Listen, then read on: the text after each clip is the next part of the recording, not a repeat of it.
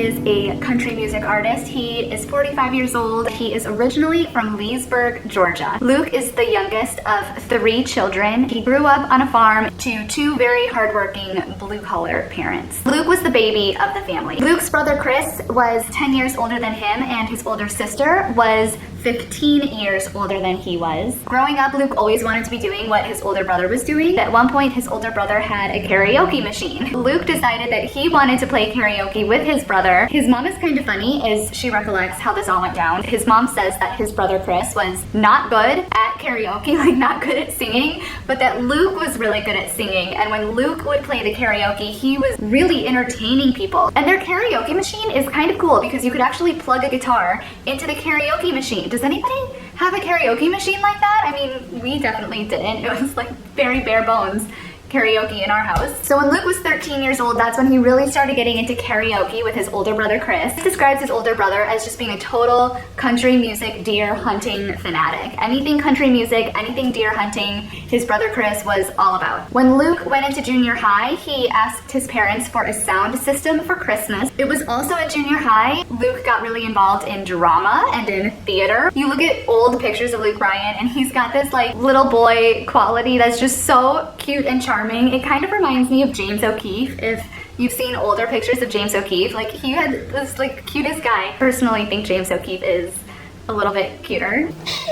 I'm like blushing. When Luke graduated high school, he decided to do 2 years at Darton College, and that's where he met his best friend Michael Carter, who ended up being his lead guitarist in a band called NEYAMI. Even Luke Bryan says that this was the worst band name ever because nobody knew what NEYAMI meant, but in Luke Bryan's defense, sometimes having a band name that people don't know about and is just like so out there and weird works to your benefit. Look at Lynyrd Skynyrd. If you haven't seen my video about Lynyrd Skynyrd, nobody knew that Lynyrd Skynyrd was a real person. The radio announcer literally said, "There is not somebody named Lynyrd Skynyrd, so if anybody thinks that a person named Lynyrd Skynyrd died today, he did not."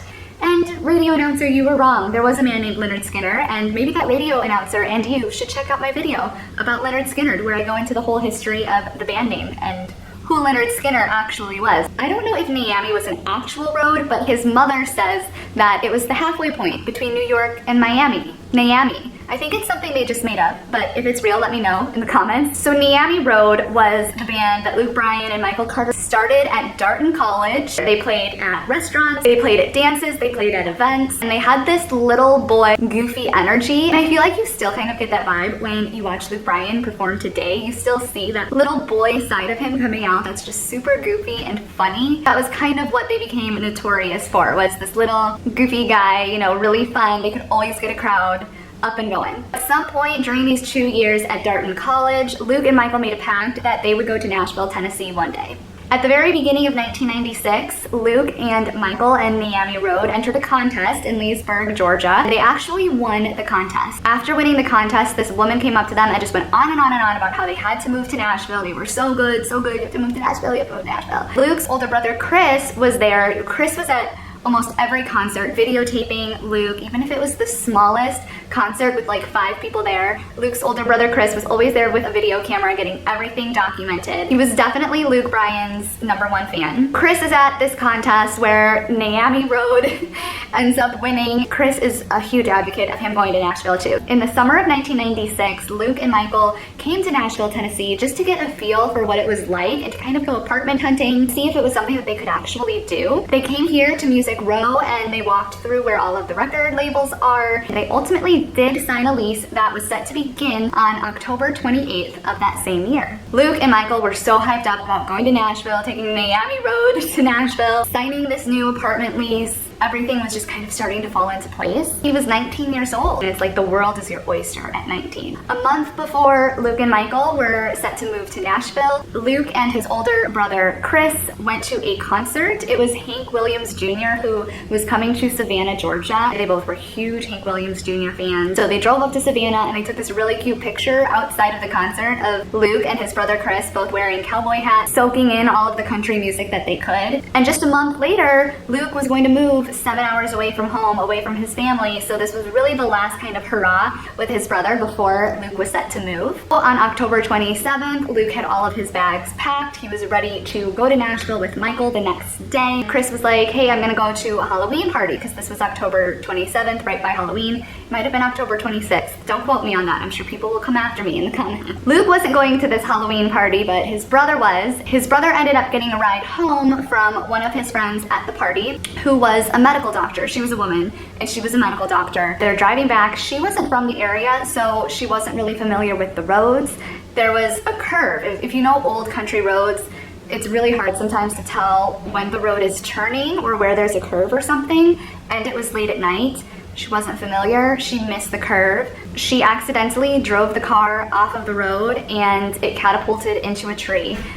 Both Luke Bryan's brother and his friend, this medical doctor, were instantly killed upon the contact with the tree. This was the night before Luke was supposed to drive to Nashville. That night, Luke called his best friend Michael in complete tears and said, Michael, I can't go to Nashville. Michael was just heartbroken. They both describe it as Nashville just like immediately left their minds. It was just not even on their radar anymore. If you've ever had a sudden death in the family, it's kind of like no matter what was going on before it happened, everything stops and nothing matters except just sitting.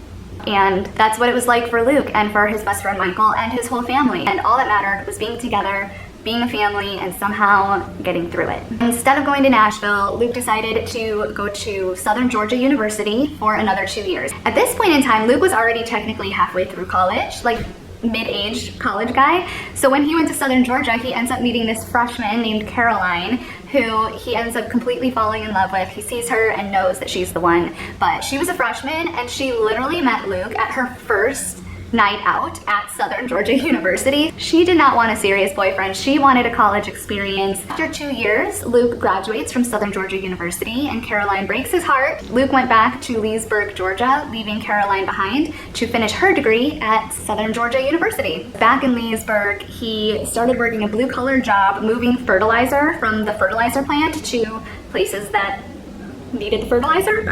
I don't know. And in his free time, he was also playing music at local restaurants and venues. And one day, Luke's dad said to him, look, son, this fertilizer plant will always be here. You've always wanted to go to Nashville. I think it's about time that you went. At this point, it had been about 4 years since his older brother had tragically died in that car accident. The family had time at this point to heal. It was especially hard for the mother to let Luke go because she had just lost her son, Chris. She admits that she was very overbearing in the period that immediately followed Chris's death. She didn't want Luke to go anywhere. She wanted to keep Luke in her sights at all moments, but she knew that she had to let him go to college at Southern Georgia. Once he had gone there and she had some more time to heal, I think she was finally ready to let him go 7 hours away to Nashville. Pretty much right away, as soon as Luke arrived in Nashville, Tennessee, he got a publishing deal. But Luke is always very cautious to say to people, just because you have a publishing deal doesn't mean that you're going to get a record deal. Just because you have a record deal doesn't mean you're going to get a hit single. And I think that's the brutal reality of the business here. But he got a publishing deal with Murrah Music. There was a woman who was working with the owner of Murrah Music named Carrie Edwards. Now, Carrie had a background in the recording label industry, not so much the publishing side of things, but she was kind of pivoting her career away from the recording labels to the publishing companies. Carrie's job with Murrah Music was to take the songs songwriters were writing and take them to get them hopefully recorded by some mainstream artist. At that time, Luke Bryan was writing music and performing. It was kind of funny in the documentary.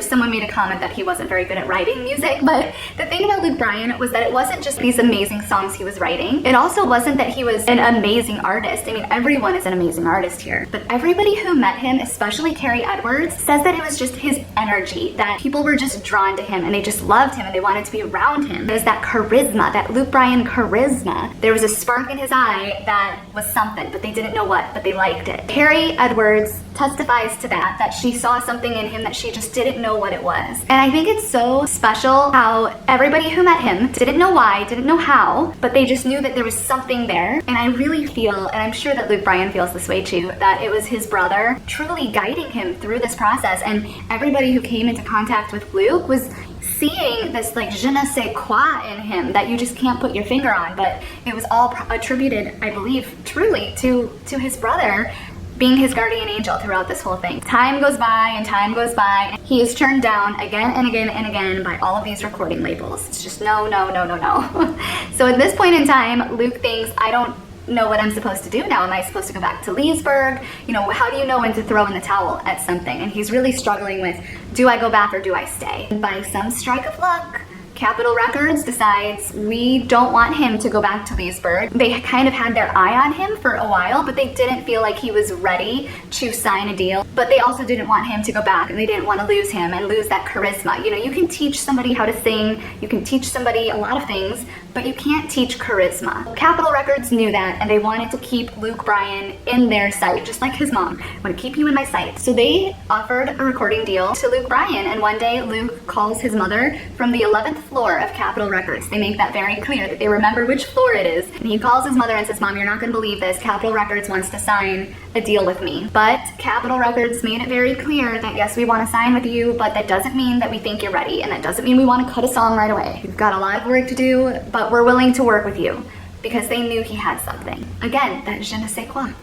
And that is really what catapulted his career, was landing that deal with Capitol. A few years later, Luke is sitting in a very small house on Music Row, and he just stands up and looks at his producer and says, I want to write a song called All My Friends Say, because I want people to sing it back to me, and then it'll be like my friends are saying it. You know, it's just like that goofy side of Luke Bryan coming out, like, I just want to write a song like All My Friends Say, so people can just sing it back. Like, it's just funny and goofy and boyish. It was so him. They write this song, and he just loves performing it. It ends up skyrocketing to number 5 on the charts right away, which is pretty unheard of, and I really think it's just because of his charisma, his happy-go-lucky charisma, and it played into that song so perfectly. So after that song hits number 5, Luke's career was just exploding. In 2007, Luke was able to perform at the Grand Ole Opry for the very first time, which is a huge, huge deal. So many icons have performed at the Grand Ole Opry. If you haven't seen my video about the history of the Ryman Auditorium, which was pegged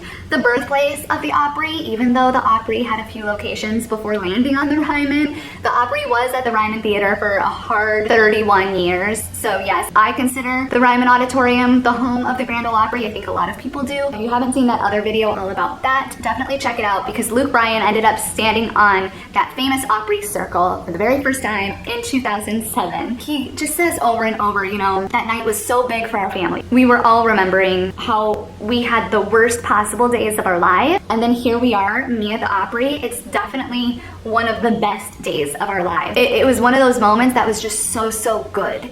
And life can be so, so bad. So when something is so, so good, you really got to grab it and love it and cherish it and just soak in it as much as you can. It was really special to hear Luke Bryan talk about this night and how excited his mother was, and his father, and his sister. His sister was the one who was driving him around to all of these places when Luke was growing up, because the mother was working and the sister was 15 years older than Luke. She was like his chauffeur in a lot of ways, and a second mother to him in a lot of ways too. After the Grand Ole Opry, they come back to the hotel. Luke's wife says goodbye to his sister and the kids and everybody. That morning, Luke had texted his sister. He just said, I love you know, kind of recapping the night, saying, I love you so much. She responds saying, I love you too. And then later that day, Luke's nephew had a baseball game, and the sister was set to bring her son, Luke's nephew, to the baseball game, and she never showed up. That night, Luke got a call that his sister had suddenly passed away. Luke's manager describes Luke as just falling on his knees in just total despair. His wife says, you know, you lose one sibling in life, and you think that's gotta be it. So to lose 2 siblings at such young ages, Luke was 30 years old when he performed at the Grand Ole Opry for the first time. So this was the next day. He was still only 30 years old, and his sister was only 45. It is also just so crazy. The night before he's supposed to move to Nashville is when he loses his brother, and then the day after he performs at the Grand Ole Opry is when he loses his sister. Luke talks about this too, and I think the timing of it is what makes Luke so spiritual and religious about it, because when you see timing like that and how things work together, there's no doubting that it's part of God's plan, that everything is set to happen exactly when it happens. And Luke says it's in moments like that where you turn to God and you think, what's going on here? Like, what's the plan here?